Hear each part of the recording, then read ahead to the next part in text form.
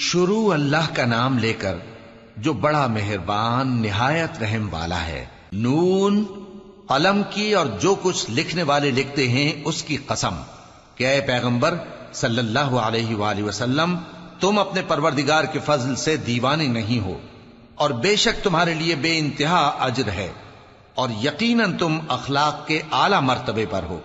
سو ان قریب تم بھی دیکھ لو گے اور یہ کافر بھی دیکھ لیں گے کہ تم میں سے کون دیوانہ ہے۔ تحقیق تمہارا پروردگار اس کو بھی خوب جانتا ہے جو اس کے رستے سے بھٹک گیا، اور ان کو بھی خوب جانتا ہے جو سیدھے رستے پر چل رہے ہیں۔ تو تم جھٹلانے والوں کا کہا نہ ماننا۔ یہ لوگ چاہتے ہیں کہ تم نرمی اختیار کرو تو یہ بھی نرم ہو جائیں، اور کسی ایسے شخص کے کہے میں نہ آ جانا جو بہت قسمیں کھانے والا ہے، ذلیل ہے، شرارت سے اشارے کرنے والا، لگائی بجھائی کرنے والا، مال دینے میں بڑا بخیل، حد سے بڑھا ہوا بدکار، سخت خو اور اس کے علاوہ بدذات ہے، اس سبب سے کہ مال اور بیٹے رکھتا ہے۔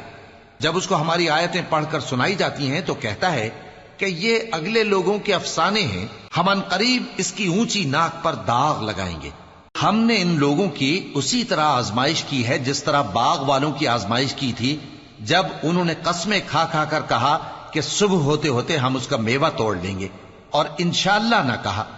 سو وہ ابھی سو ہی رہے تھے کہ تمہارے پروردگار کی طرف سے راتوں رات اس پر ایک آفت پھر گئی، تو وہ ایسا ہو گیا جیسے کٹی ہوئی کھیتی۔ پھر جب صبح ہوئی تو وہ لوگ ایک دوسرے کو پکارنے لگے کہ اگر تم کو کاٹنا ہے تو اپنی کھیتی پر سویرے ہی جا پہنچو۔ سو وہ چل پڑے اور آپس میں چپ کے کہتے جاتے تھے کہ آج وہاں تمہارے پاس کوئی فقیر نہ آنے پائے، اور کوشش کے ساتھ سویرے ہی جا پہنچے، گویا پیداوار پر قادر ہیں۔ پھر جب انہوں نے باغ کو دیکھا تو ویران، کہنے لگے کہ ہم رستہ بھول گئے ہیں، نہیں بلکہ ہم بے نصیب ہو گئے۔ ایک جو ان میں سمجھدار تھا بولا، کیا میں نے تم سے نہیں کہا تھا کہ تم تسبیح کیوں نہیں کرتے؟ دوسرے کہنے لگے کہ ہمارا پروردگار پاک ہے، بے شک ہم ہی قصوروار تھے۔ پھر لگے ایک دوسرے کی طرف رخ کر کے ملامت کرنے، کہنے لگے ہائے شامت، ہم ہی حد سے بڑھ گئے تھے، امید ہے کہ ہمارا پروردگار اس کے بدلے میں ہمیں اس سے بہتر باغ عنایت کرے، ہم اپنے پروردگار کی طرف رجوع کرتے ہیں۔ دیکھو عذاب یوں ہوتا ہے، اور آخرت کا عذاب سب سے بڑھ کر ہوگا، کاش یہ لوگ جانتے ہوتے۔ پرہیزگاروں کے لیے ان کے پروردگار کے ہاں نعمت کے باغ ہیں۔ کیا ہم فرما برداروں کو نافرمانوں کی طرح نعمتوں سے محروم کر دیں گے؟ تمہیں کیا ہو گیا ہے؟ کیسی تجویزیں کرتے ہو؟